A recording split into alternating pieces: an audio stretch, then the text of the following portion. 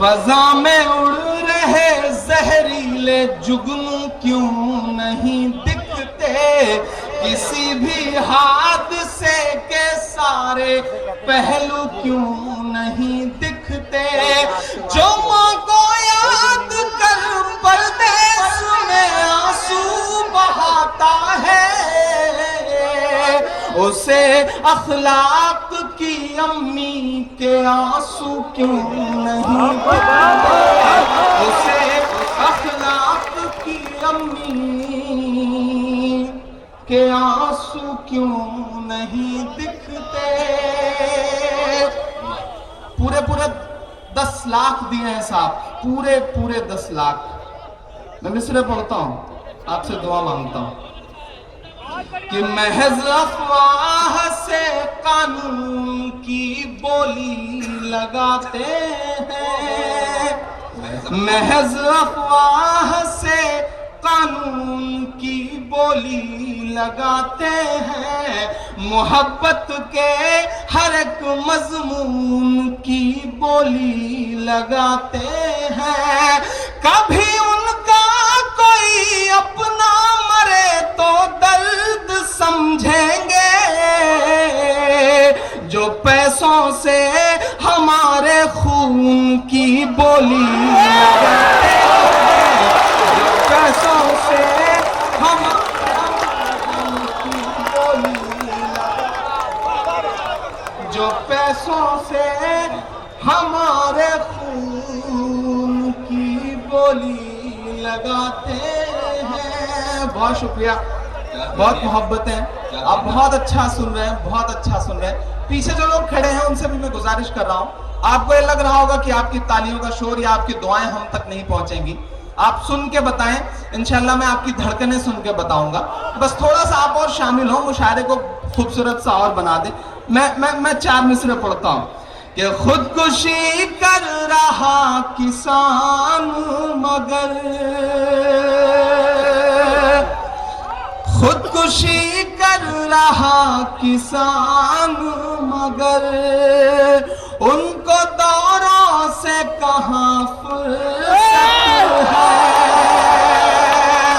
और अरविंद जी, कमाल तो यह साहब कि किस गति के साथ वो विदेशों के दौरे कर रहे हैं। इसी गति से चलते रहे तो कुछ दिन में दौरा करने के लिए देश खत्म हो जाएगा। और मैं तो इस पशोपेश में पढ़ाऊंगा, कुछ दिन बाद विशेषज्ञों को इस पर प्लान करना पड़ेगा कि आखिर अब उनके दौरों के लिए कौन सा नया देश बसाया जाए।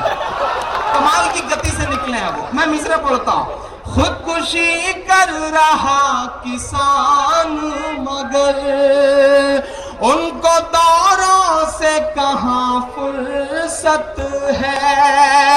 जी तो कहता है चीख कर कह दूं,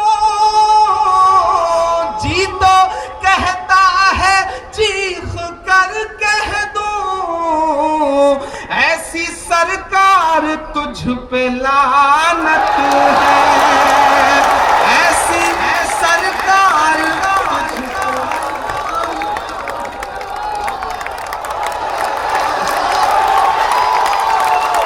बहुत शुक्रिया। लेकिन साहब, इस सब के जिम्मेदार कहीं ना कहीं हम भी हैं साहब, क्योंकि हमने दुनिया वालों से डरना शुरू कर दिया, उसका डर हमारे दिल से निकल गया। मैं मिसरे पढ़ता हूं और दुआएं मांगता हूं। जी जी जी जी जी जी पढ़ता हूं, सुनेगा। पहले आता था अब नहीं आता, पहले आता था अब नहीं आता, डर में भी याद रब नहीं आता, डर में भी याद रब नहीं आता, कांपती है जमीन गुनाहों से, जलजला बेसबब नहीं आता, जलजला बेसबब नहीं आता। ये जो कुदरत की मार है संजय भाई, इसे हम आप समझे ना समझें, लेकिन इस देश की सियासत का एक बड़ा बुजुर्ग चेहरा इसको समझ रहा है। अगर लगे कि इमरान ने बात सच्ची कह दी हो तो पीछे तक एक शख्स की दुआ मांगता हूं, पढ़ता हूं, सुनेगा कि तेरी शोला बयानी से ज्यादा कौन समझेगा। बड़ी शिद्दत से मुझे भी इंतजार था कि मैं उनके पड़ोस में खड़े होकर मिसरे पढ़ूं। वो अपने ऐसी कमरे में कहीं सो रहे होंगे, लेकिन मेरा ख्याल है कि आवाज आपकी तालियों के साथ जाएगी। मैं पढ़ता हूं और दुआ मांगता हूं आपसे। तेरी शोला बयानी से ज्यादा कौन समझेगा, लहू का रंग पानी से ज्यादा कौन समझेगा, लहू का रंग पानी से ज्यादा कौन समझेगा। आज कुदरत की लाठी में कहां आवाज होती है। अगले मिसरे पे यहां से वहां तक दुआएं मिले। आज कुदरत की लाठी में कहां आवाज होती है, ये बातें आडवाणी से ज्यादा कौन समझेगा, ये बातें आडवाणी से ज्यादा कौन समझेगा। बहुत शुक्रिया जी जी जी जी जी। मैं पढ़ता हूं। आज कुदरत की लाठी में कहां आवाज होती है, ये बातें आडवाणी से ज्यादा कौन समझेगा। बहुत अच्छा सुन रहे आप, बहुत खूबसूरती से सुन रहे। पढ़ता हूं, सुनेगा कि तेरी मर्जी है जो चाहे, क्या बात, तू मेरे यार पैदा कर। देश बहुत बुरे दौर से गुजर रहा है। राम का मंदिर बनाने वाले लोग नाथू राम का मंदिर बनाने की मुहिम में लगे हुए हैं। देश वाकई बुरे दौर से गुजर रहा है। मैं मिसरे पढ़ता हूं और आपसे दुआएं मांगता हूं कि तेरी मर्जी है जो चाहे, तू मेरे यार पैदा कर। भले ही चाय वाला या के चौकीदार पैदा कर, भले ही चाय वाला या के चौकीदार पैदा कर। और अब जरा सा दिल में लगे तो पीछे तक एक हाथ उठ जाए। पढ़ता हूं, सुनेगा। भले ही चाय वाला या के चौकीदार पैदा कर, बड़ी हैरत है वो खुद एक भी पैदा न कर पाए।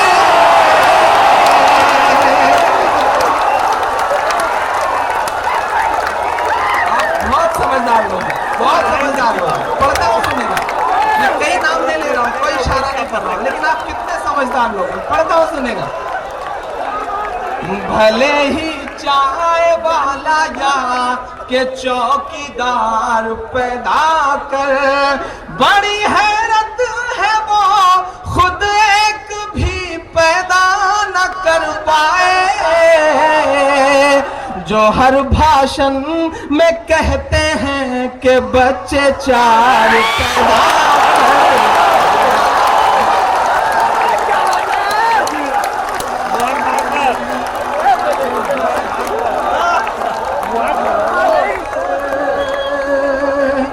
बहुत शुक्रिया, बहुत अच्छा सुन रहे हैं मेरे साथ। बहुत शुक्रिया, बहुत अच्छा सुन रहे हैं आप। देश वाकई बहुत बुरे दौर से गुजर रहा है। मैं बहुत जिम्मेदार सियासतदानों के बीच में खड़ा हूं। वाकई देश बहुत बुरे दौर से गुजर रहा है। हमारी आंखें कैसा कैसा मंजर देख रही हैं। एक तरफ तो हमारी आंख में एक ऐसा मंजर है कि एक सूट है जिसकी बोली लग रही है, तो पहले से तय व्यापारी उसकी बोली 4 करोड़ से ज्यादा में लगा रहे हैं। लेकिन हमारी आंखें बेशर्मी का एक ऐसा मंजर भी देख रही हैं कि छत्तीसगढ़ में मारे गए सैनिकों की वर्दियां कूड़े के ढेर में पड़ी रह रही हैं। हमारी आंखें ऐसा भी मंजर देख रही हैं। मुझे किसी से कोई शिकायत नहीं करनी है, मुझे किसी से कोई बात नहीं करनी है। मैं देश की सबसे बड़ी कचहरी में खड़ा हूं। मैं उससे बात करना चाहता हूं, उससे गुफ्तगू करना चाहता हूं जिस शख्स ने एक सूट की बोली लगाई 4 करोड़ तक पहुंचाया। मैं उसके नाम ये मिसरे पढ़ता हूं और अगर आपको सच्चे लग जाए तो दिल्ली वालों सुन के मुझे बता देना, पढ़ता हूं सुनेगा कि बुढ़ापा क्या खरीदा है, जवां मर्दी खरीदो तुम। आप सब पहुंच जाएंगे, मैं पढ़ता हूं और दुआएं मांगता हूं। बुढ़ापा क्या खरीदा है, जवां मर्दी खरीदो तुम, वतन के चाहने वालों की हमदर्दी खरीदो तुम, वतन के चाहने वालों की हमदर्दी खरीदो तुम। सियासी शख्स की उतरन को लेने से तो बेहतर है, अगला मिसरा सच्चा हो तो दुआ देना। सियासी शख्स की उतरन को लेने से तो बेहतर है, वतन पर मरने वाले शख्स की वर्दी खरीदो तुम, वतन पर मरने वाले शख्स की वर्दी खरीदो तुम। बहुत शुक्रिया, बहुत शुक्रिया, बहुत मोहब्बत है, बहुत अच्छा सुन रहे हैं, बहुत प्यार से सुन रहे हैं। बस इसी तरह थोड़ा आपकी दाद वाद और मिलती है। जी जी जी जी जी जी जी जी, बहुत शुक्रिया, बहुत मोहब्बत है। 4 मिसरे और पढ़ता हूँ, उसके बाद एक नज्म जो सुनाने का मेरा मन है, उसके बाद ज़हमत तमाम देता हूँ। एक बहुत छोटी सी नज्म मुझे आपकी अदालत में पढ़ना है। जी जी जी जी जी मैं नहीं, आप भाई साहब आप बैठ जाएं। जी मैं पढ़ दूंगा, आप जो कह रहे हैं मैं इंशाल्लाह सब पढ़ूंगा। मैं तो देखिए ऐसा करना पड़ता है, ऐसा बोलना पड़ता है ना कि एक पढ़ रहा हूँ फिर बैठ जाऊंगा, ताकि आप खड़े हो, आप बोले तो उससे माहौल ठीक ठीक बना रहता है। ये हम शायरों की आदत है साहब। परवीन जी पिछले दिनों हमारे प्रतापगढ़ में एक बस कंडक्टर की शादी हुई, तो सुहाग की सेज पर बैठ के बीबी से बोला कि बहन जी जरा और सर को 2 सवारियां और बैठेंगी।